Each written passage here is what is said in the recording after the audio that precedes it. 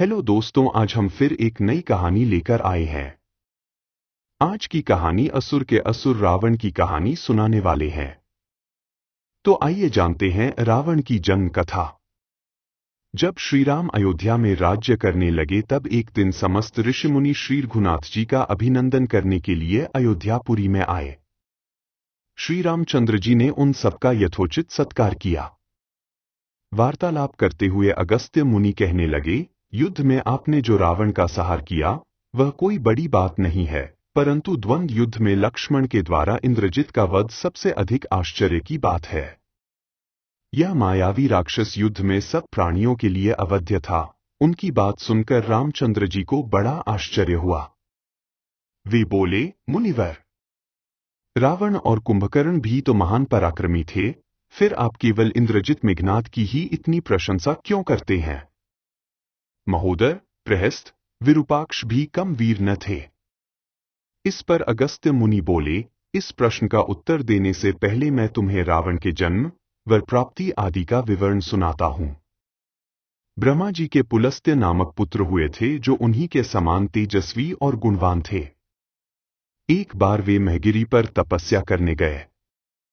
वह स्थान अत्यंत रमणीक था, इसलिए ऋषियों, नागों, राजर्षियों आदि की कन्याएं वहां क्रीड़ा करने आ जाती थीं। इससे उनकी तपस्या में विघ्न पड़ता था। उन्होंने उन्हें वहां आने से मना किया। जब वे नहीं मानी तो उन्होंने शाप दे दिया कि कल से जो लड़की यहां मुझे दिखाई देगी वह गर्भवती हो जाएगी। शेष सब कन्याओं ने तो वहां आना बंद कर दिया, परंतु राजर्षि तृणबिंदु की कन्या शाप की बात से अनजान होने के कारण उस आश्रम में आ गई और महर्षि के दृष्टि पड़ते ही गर्भवती हो गई। जब तृणबिंदु को यह बात मालूम हुई तो उन्होंने अपने कन्या को पत्नी के रूप में महर्षि को अर्पित कर दिया। इस प्रकार विश्रवा का जन्म हुआ, जो अपने पिता के समान वेदविद और धर्मात्मा हुआ। महामुनि भरद्वाज ने अपनी कन्या का विवाह विश्रवा से कर दिया। उनके वैश्रवण नामक पुत्र हुआ। वह भी धर्मात्मा और विद्वान था। उसने भारी तपस्या करके ब्रह्मा जी को प्रसन्न किया और यम, इंद्र तथा वरुण के सदृश लोकपाल का पद पाया। फिर उसने त्रिकूट पर्वत पर बसी लंका को अपना निवास स्थान बनाया और राक्षसों पर राज्य करने लगा। श्रीराम ने आश्चर्य से पूछा, तो क्या कुबेर और रावण से भी पहले लंका में मांसभक्षी राक्षस रहते थे? फिर उनका पूर्वज कौन था? यह सुनने के लिए मुझे कौतूहल हो रहा है। तब अगस्त्य जी बोले, पूर्वकाल में ब्रह्मा जी ने अनेक जल जंतु बनाए और उनसे समुद्र के जल की रक्षा करने के लिए कहा। तब उन जंतुओं में से कुछ बोले कि हम इसका रक्षा करेंगे, और कुछ ने कहा कि हम इसका यक्षण, पूजा करेंगे। इस पर ब्रह्मा जी ने कहा कि जो रक्षण करेगा वह राक्षस कहलाएगा और जो यक्षण करेगा वह यक्ष कहलाएगा। इस प्रकार वे दो जातियों में बंट गए। राक्षसों में हीति और प्रहीति दो भाई थे। प्रहीति तपस्या करने चला गया, परंतु हीति ने भया से विवाह किया, जिससे उसके विद्युत्केश नामक पुत्र उत्पन्न हुआ।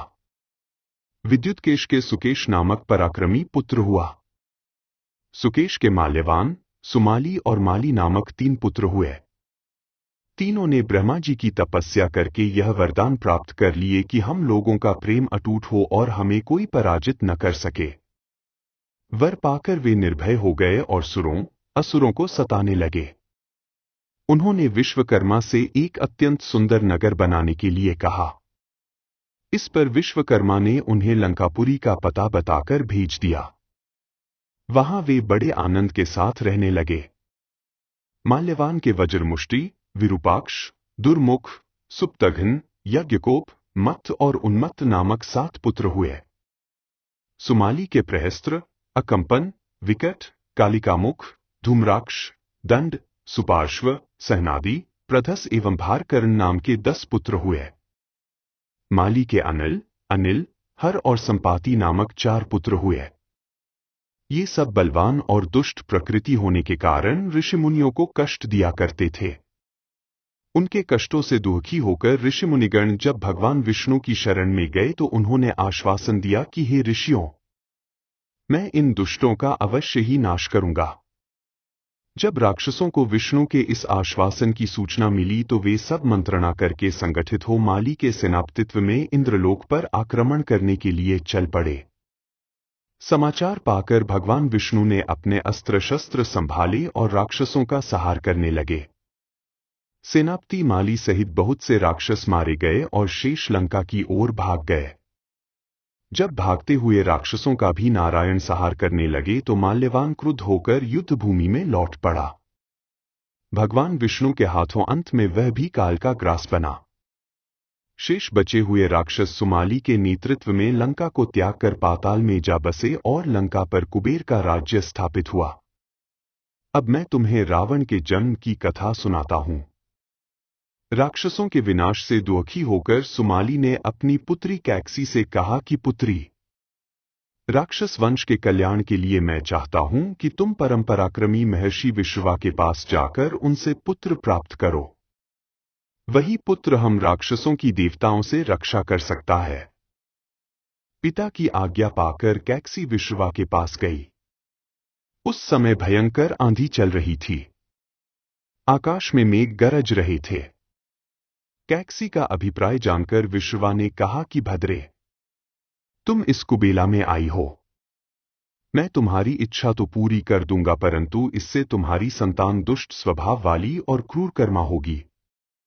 मुनि की बात सुनकर कैकसी उनके चरणों में गिर पड़ी और बोली कि भगवान, आप ब्रह्मवादी महात्मा हैं। आपसे मैं ऐसी दुराचारी संतान पाने की आशा नहीं करती, अतः आप मुझ पर कृपा करें। कैकसी के वचन सुनकर मुनि विश्रवा ने कहा कि अच्छा, तो तुम्हारा सबसे छोटा पुत्र सदाचारी और धर्मात्मा होगा।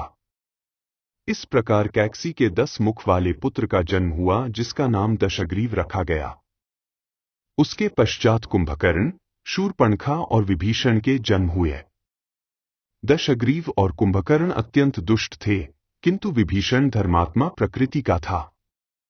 अपने भाई वैश्रवण से भी अधिक पराक्रमी और शक्तिशाली बनने के लिए दशग्रीव ने अपने भाइयों सहित ब्रह्मा जी की तपस्या की।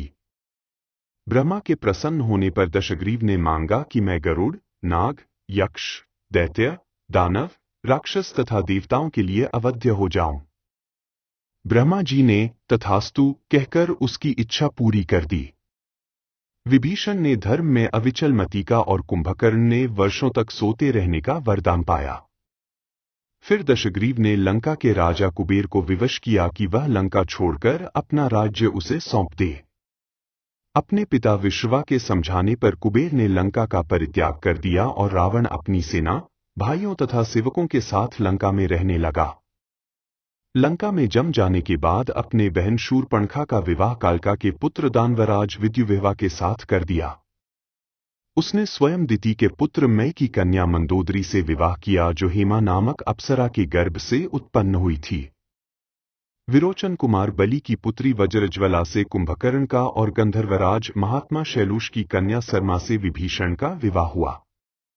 कुछ समय पश्चात मंदोदरी ने मेघनाद को जन्म दिया, जो इंद्र को परास्त कर संसार में इंद्रजित के नाम से प्रसिद्ध हुआ। सत्ता के मद में रावण उच्छृंखल हो देवताओं, ऋषियों, यक्षों और गंधर्वों को नाना प्रकार से कष्ट देने लगा। एक बार उसने कुबेर पर चढ़ाई करके उसे युद्ध में पराजित कर दिया और अपनी विजय की स्मृति के रूप में कुबेर के पुष्पक विमान पर अधिकार कर लिया। उस विमान का वेग मन के समान तीव्र था। वह अपने ऊपर बैठे हुए लोगों की इच्छानुसार छोटा या बड़ा रूप धारण कर सकता था। विमान में मणि और सोने की सीढ़ियां बनी हुई थीं और तपाए हुए सोने के आसन बने हुए थे। उस विमान पर बैठकर जब वह शरवण नाम से प्रसिद्ध सरकंडों के विशाल वन से होकर जा रहा था, तो भगवान शंकर के पार्षद नंदीश्वर ने उसे रोकते हुए कहा कि दशग्रीव, इस वन में स्थित पर्वत पर भगवान शंकर क्रीड़ा करते हैं, इसलिए यहां सभी सुर, असुर, यक्ष आदि का आना निषिद्ध कर दिया गया है। नंदीश्वर के वचनों से क्रुद्ध होकर रावण विमान से उतरकर भगवान शंकर की ओर चला। उसे रोकने के लिए उससे थोड़ी दूर पर हाथ में शूल लिए नंदी दूसरे शिव की भांति खड़े हो गए। उनका मुख वानर जैसा था। उसे देखकर रावण ठहाका मारकर हंस पड़ा। इससे कुपित हो नंदी बोले कि दशानन, तुमने मेरे वानर रूप की अवहेलना की है, इसलिए तुम्हारे कुल का नाश करने के लिए मेरे ही समान पराक्रमी रूप और तेज से संपन्न वानर उत्पन्न होंगे। रावण ने इस ओर तनिक भी ध्यान नहीं दिया और बोला कि जिस पर्वत ने मेरे विमान की यात्रा में बाधा डाली है, आज मैं उसी को उखाड़ फेंकूंगा। यह कहकर उसने पर्वत के निचले भाग में हाथ डालकर उसे उठाने का प्रयत्न किया। जब पर्वत हिलने लगा तो भगवान शंकर ने उस पर्वत को अपने पैर के अंगूठे से दबा दिया। इससे रावण का हाथ बुरी तरह से दब गया और वह पीड़ा से चिल्लाने लगा। जब वह किसी प्रकार से हाथ न निकाल सका तो रोते रोते भगवान शंकर की स्तुति और क्षमा प्रार्थना करने लगा। इस पर भगवान शंकर ने उसे क्षमा कर दिया और उसके प्रार्थना करने पर उसे एक चंद्रहास नामक खड्ग भी दिया। तो दोस्तों, ये थी रावण की कहानी। अगर आपको कहानी पसंद आई है तो हमें सब्सक्राइब करें और अपने दोस्तों को शेयर करना ना भूलें।